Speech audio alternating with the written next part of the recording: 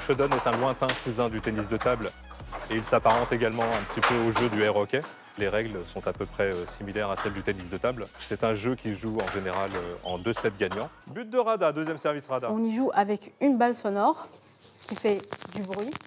Parce qu'en fait, comme la plupart des joueurs, c'est des mâles ou non-voyants. Et on joue aussi avec une raquette en bois et un gant de hockey pour nous protéger la main.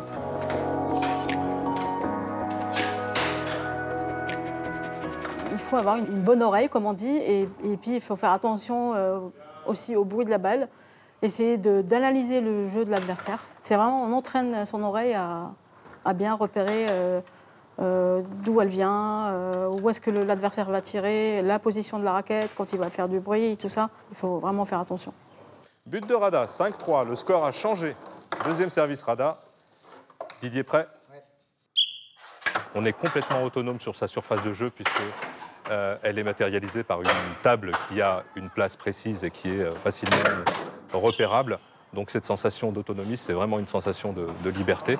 Et puis c'est aussi énormément de sensations autour de l'équilibre et autour de la position de jeu pour pouvoir trouver des astuces pour tromper son adversaire. C'est un sport qui a été créé au Canada dans les années 70 et il a mis, on va dire, plus de 30 ans à arriver en France.